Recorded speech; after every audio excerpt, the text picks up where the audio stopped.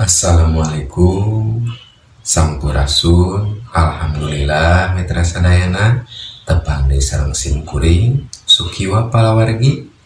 Dinten ayeuna simkuring bade nyuguhkeun acara dongeng sakacamplung. Para mitra sadayana sateu acan dikawitan diantos subscribe sareng like na palawargi supados teu nyong corong teuing kana waktos. Mangga atuh dangukeun we dongengna, mugi Koceak channel ieu tiasa nyugemakeun ka para mitra sadayana. Channel ieu etang-etang hiburan pamebrah manah para mitra sadayana. Ka palawargi Koceak anu di mana we linggihna, mugi urang sadayana dipasihan paparinan kesehatan tur digampilkeun segala urusan-urusana. Mangga nyanggakeun dongengna, wilujeng ngadangukeun.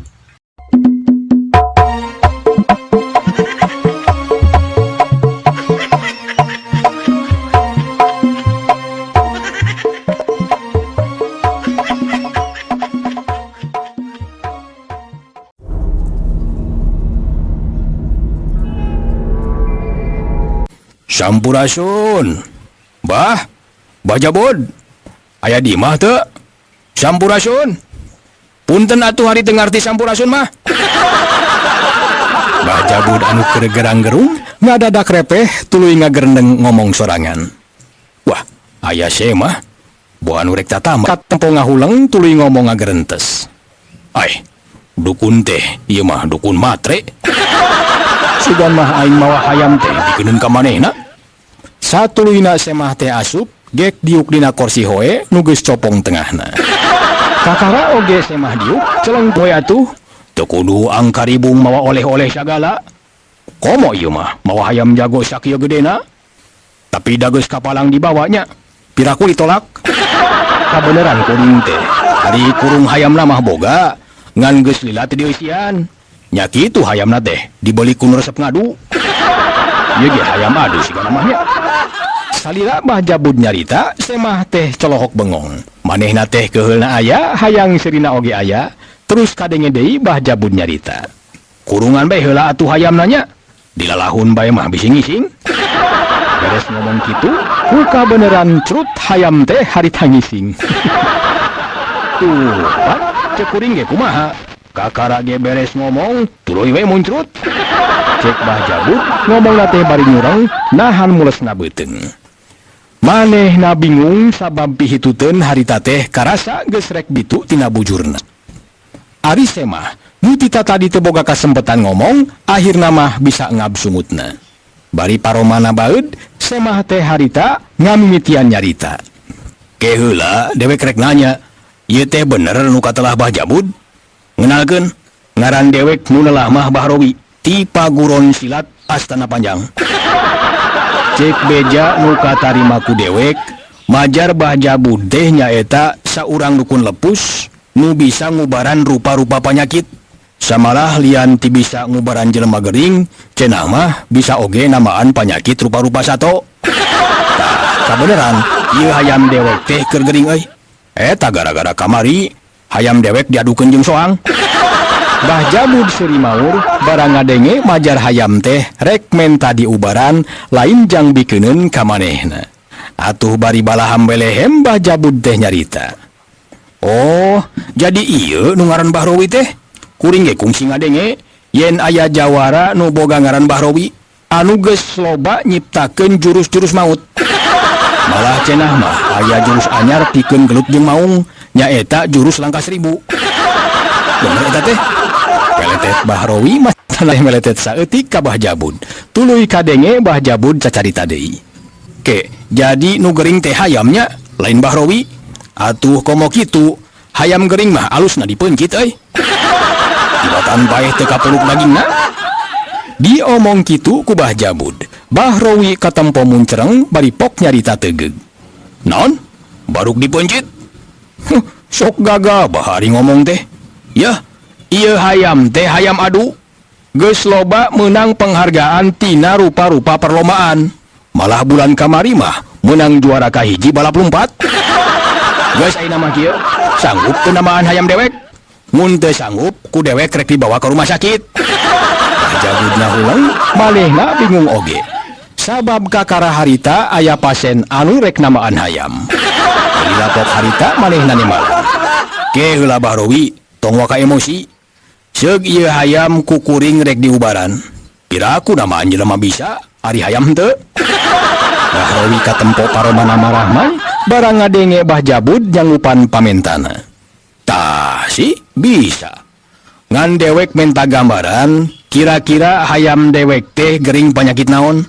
Jeung kumaha cara ngobaranana? Nah kudu ku jampe atawa ku obat? Mun kudu make obat, nya naon obatna? Hulang deui Bah Jabud ngahulang, manehna geus bingung deui bae. Pang-pang nama teu apal kana penyakit hayam. Ngan demi ngajaga gengsi, manehna rek sabisa-bisa ngubaran eta hayam. Atuh pok harita manehna ngomong. Ieu hayam teh numutkeun pamanggih kuring mah katerap penyakit nu keur usum ayeuna. Nyaeta penyakit flu burung. Paciri we hayam teh matana siga nu keur kaserang tuluh. Tah pi ubareunana teh nyaeta barang rek nyebutkeun ngaran ubar teu sakara-kara beuteung Bahrowi karasa mules deui. Atuh satuluyna dut harita manehna hitut panit harik. Ngadenge Bah Jabud hitut, Bahrowi tarangna kerung tuluy gentak manehna ngomong. Kumaha? Baruk hayam dewek teh kudu diubaran ku hitut? Dasar dukun belagu. Geus lah, teu jadi ngubaran hayam lagi. Diubaran ku hitut Andika mah, bisa-bisa hayam dewek jadi mabok. Ngan teuing lamun ku hitut dewek mah, cingan rek diacakan. Cek Bahrowi bari puk harita manehna teh nepakan beuteungna. Maksudna mah pikeun mastikeun aya henteu napi hituteun. Sarengeh Bahrowi seuri sabab karasa ku manehna pihituteun teh geus nongtot. Atuh teu tatapasini deui. Ulu hayam teh harita diantelkeun kana bujurna. Sarta dut harita Bahrowi hitut mani gede. Teuing Bahrowi teh tas ngadahar naon, da bau hitutna oge asa ngameuh haseup petasan. Buka beneran. Barang eta hayam ngameuh hitut Bahrowi teu sakara-kara nu tadina nguyung teh jadi jag-jag deui. Ulu hayam teh harita katempo budak gideug siga anu keur miceun rasa lieur. Samalah hayam teh kadenge kongkorongok sagala. Ulu hayam teh harita katempo budak gideug siga anu keur miceun rasa lieur. Samalah hayam teh kadenge kongkorongok sagala. Atuh Bahrowi teh lain deui ngarasa bungahna, mireungeuh hayam jago kadedeuna jadi jag-jag deui cara bihari. Atuh cakakak harita Bahrowi teh seuri mani lelenggakan. Tah si waras deui maneh teh pelung. Tetela ngubaran penyakit maneh teh cukup ku hitut euy. Wah, bener-bener mati ya itu teh. Ari Bah Jabud, manehna kaget lain dikieuna barang nyaho hayam Bahrowi waras ukur dibere hitut. Ulang manehna teh ngahulang bari tuluy ngomong jero hate. Ke, aing mah asa percaya asa henteu ieu teh. Piraku hayam keur sakitu nguyungna dibere hitut ngadadak waras. Wah, aing boga mikir anyar ye. Tetela hitut oge bisa dipake ubar. Buakeun nambahan jelema oge bisanya. Beres ngahulang kitu, celengkeung Bah Jabud teh ngomong, nadana pinuh ku kaheran. Wah, bener-bener ajaib ieu mah ye. Hayam keur sakitu nguyungna bisa waras sapada harita, ukur dibere hitut. Mun kitu mah, tadi hitut dewek teh jadi bahan inspirasi. Cing kumaha nurutkeun pamanggih Bahrowi? Ari Bahrowi ditanya kitu ku Bah Jabud teh kontan manehna nembal. Teuing atuh, dewek ge kakara nyaho ayeuna. Yen hitut bisa dijadikan ubar. Tapi tadi mah pan hitut dewek. Cantangku hitut Bah Jabud mah bisa dipakai ubar. Lain, di tadi katempona Bah Jabud teh siga kurang sehat. Eta we di Bandungan ku dewek teh. Bah Jabud pupuringisan bae siga nu boga kanyeri. Malah tadi mah pan kungsi hitut sagala lain. Bah Jabud lemes. Barang katohian ku Bahrowi yen manehna harita teh keur gering jadi beuteung. Satadina mah rek dibuni bau sabab manehna jaga gengsi. Cek pamikirna piraku dukun teu bisa ngubaran panyakitna sorangan. Atuh bari rada asa-asa Bah Jabud nyaritakeun kaayaan panyakitna. Puguh, kuring teh geus 2 poe kata rajang penyakit mules beuteung. Ari rek tetambah ka batur kuring teh era piraku dukun lepus teu bisa nambahan penyakitna sorangan. Bahrowi ngadengen caritaan Mbah Jabud kitu, manehna nyarengeh seuri siga nu manggih ka bunga. Sarta satuluyna pok manehna ngomong. Tah, ayeuna kieu. Tadi hayam nu sakitu nguyungna teh dibere hitut dewek mah tuluy bae cager. Cing, ieu mah susuganan Mbah Jabud keur hade milik. Panyakit Mbah Jabud oge urang acakan ditambahan ku hitut dewek. Sok kadia kadeket. Mbah Jabud siga nu pasrah. Sabab najan nya oge manehna saurang dukun lepus, tapi ari ngubaran panyakitna sorangan mah manehna teh teu bisa. Satuluyna Mbah Jabud ngadeukeutan Bahrowi nu harita keur nungkrupkeun ramo leungeun kenca kana bujurna. Sarta teu dilatih harita, but manehna hitut mani gede jeung lumayan tarik sorana teh. Satuluyna rup dan paleungeun jeung ramona dipeureupeun dipake ngawadahan hitut.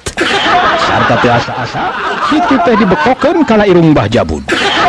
Atuh lelak harita Mbah Jabud ngalengak. Matana buncelik barang ka ame hitut Bahrowi bau beuleum warirang.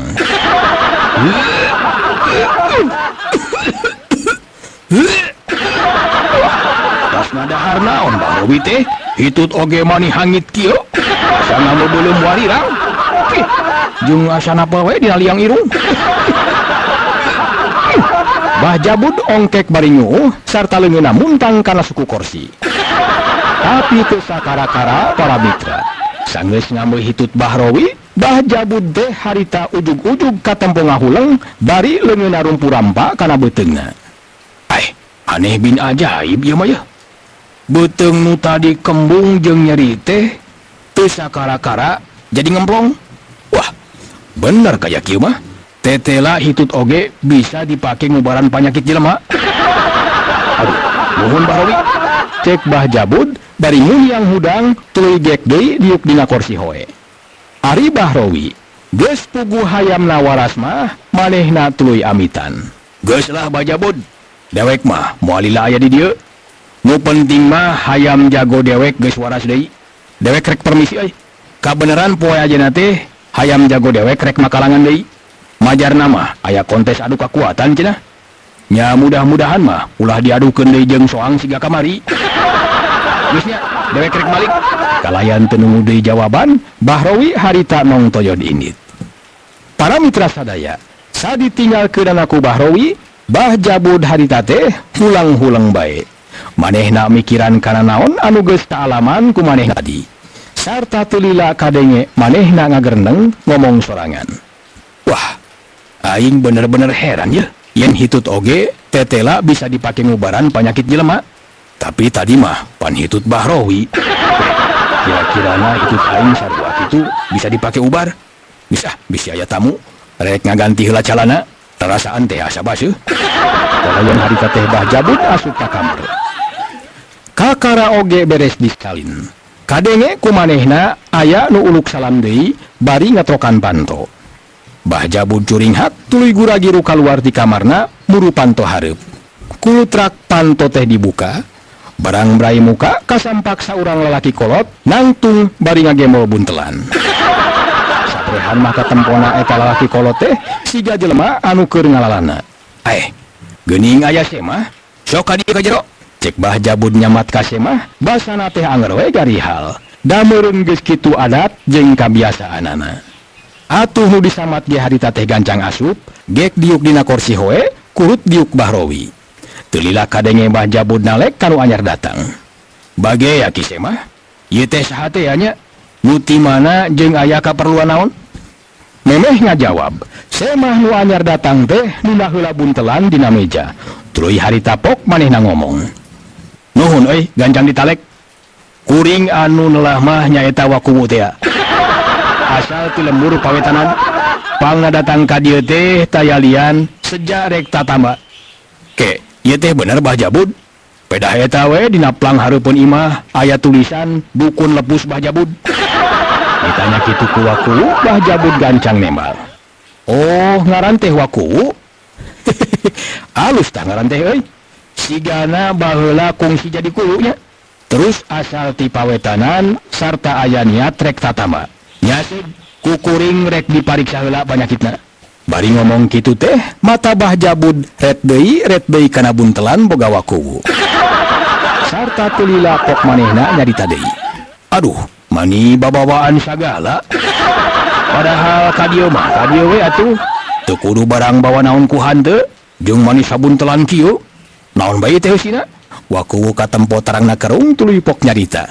Puguh Bah Jabud, ridu ngagemol buntelan teh. Ngan kumaha, da kuring perlu jang disalin sapopoe. Jadi eta buntelan teh eusina pakaian wungkul. Jadi kieu bisi hayang hafal mah. Sabenerna kuring teh keur amprung-amprungan sabab dibuburak ku pamajikan. Eta gara-gara nama kamari tas pasea, pedah pamajikan teu dipangmayarkeun hutang panci ka tukang kredit. Kadenge waktu nyarita kitu, Bah Jabud gancang motong omongan. Oh, ieu buntelan teh eusina pakaian? Duh, ari sugan teh oleh-oleh. Nya maksud kuring teh kieu, pan ari dukun mah sok loba jang jawokan atawa jampe. Alah kuring teh nepikeun ka dibuburak titah indit. Maksud kuring teh kieu, pan ari dukun mah sok loba jang jawokan atawa jampe. Cing, kumaha carana sangkan pamajikan kuring jadi bager deui cara bihari? Ulang Bah Jabud ngahulang, tarangna kerung siga nu keur ngimpleng. Satuluyna ungut-ungutan teu lilapok nyarita. Oh, jadi kitu masalahna teh. Kungsi ti heula ge aya nu ngalaman masalah sarupa kieu teh. Ngan bedana itu mah salaki jeung pamajikan teh kalabur duanana. Terus datang ka dieu oge duanana, nya kukuring teh ditambaan duanana. Teuing geus alakur deui teuing acan. Da nepi ka kiwari can aya deui ka dieu. Ke atuh dagoan sakedeungnya, kuring rek nyiapkeun heula ubarna. Da kujang jawokan mah sigana moal mempan. Koloyong Bah Jabud ka kamarna, majarna mah cenah rek nyiapkeun ubar teh. Sanggeus aya di jero kamar, Bah Jabud harita ngahulang mikir, tuluy ngagrentes. Ke, kumaha carana nya? Aing rek ngacakan metode anyar teh. Nya eta namaan jelema ku hitut. Ngan mun bisa mah hitutna teh sina dibekel dibawa ka imahna. Sabab nu kudu ditamaan teh nya eta pamajikanana sangkan jadi bager deui ka wakuwu. Beres ngahulang salila-lila, nyeh Bah Jabud teh seuri. Ret manehna kana luhur meja kasampak aya kantong plastik herang kurut wadah dahareun. Wah, kabeneran ye aya kantong plastik. Cingan, ieu kantong plastik ku aing rek dieusian hitut. Kagamang leungeun Bah Jabud kana meja nyokot kantong plastik herang teh. Sarta tuluy ngusapan beuteungna bari sungar sengir. Gog we manehna teh nagog. Teu ngendek lila. Surut Bah Jabud harita teh katempo jebeng bari kadenge semunga gerem.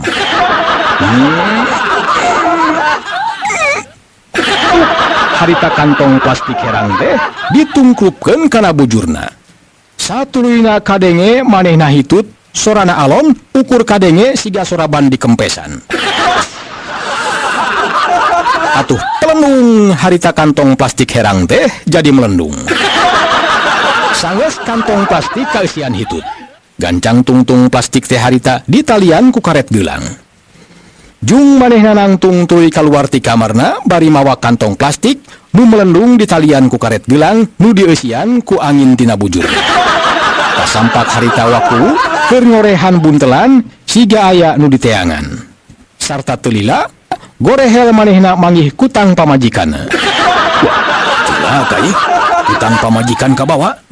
Mangkaning kutang hiji-hijina. Geus aya dewe bahan pipaseun teh. Harita Bah Jabud geus aya hareupun wakuwu. Teu lila kadenge manehna nyarita. Tah, ieu ubar nu kacida matihna. Bentukna mangrupa angin anu diwadahan ku kantong plastik. Tong gagabah euy, ieu angin teh ngaranna nyaeta angin kabuyutan. Bisa ngubaran atawa namaan sagala rupa panyakit. Kasup eta tah meruhkeun hati jelema. Jadi pamajikan wakuwu oge bakal bager deui. Asal samemeh ieu ubar dibikeun, wakuwu kudu ngucapkeun heula paniatan dina jero hate. Niat abdi ngubaran pamajikan sangkan bager deui. Tah, geus kitu mah ieu ubar geurabikeun ka pamajikan. Sedangkan cara-carana udaran heula beungkeut karetna terus eusina nu mangrupa angin teh kudu kaseuseup ku irung pamajikan. Terserah eta mah kumaha bae carana. Nu penting ieu angin anu aya dina kantong plastik teh sina kaseuseup aromana ku pamajikan. Salila Bah Jabud nyarita panjang lebar, mata Wakuwu melong teu ngicep-ngicep kana kantong plastik teh. Bakuna mah manehna teh ngarasa heran sabab saumur nyunyuhun hulu karek harita mangih ubar mangrupa angin. Pikeun miceun kapanasaran, tok Wakuwu benerna angin anu aya dina kantong plastik teh angin naon? Dewek mah asa karek manggih euy. Aya ubar mangrupa angin. Bah Jabud harita teh rikat nembal. Cek dewek oge tadi, ieu angin teh ngaranna angin kabuyutan. Sarta ieu angin teh pamere ti para karuhun. Geus ayeuna mah tong wakaloba tanya. Yeuh geura bawa ubarna, jig geura balik, terus praktekeun sakumaha nu tadi ku dewek dibejakeun. Ngan ka hade tong poho amplopna euy. Dewek ayeuna keur butuh jang meuli kacoan incu. Ditanyakeun soal amplop, Wakuwu harita teh ngahulang. Ngan teu lila kituna teh tuluy pok manehna nyarita. Duh, kumaha nya Bah Jabud? Dewek teh lain teu ngarti. Ngan terus terang bae euy.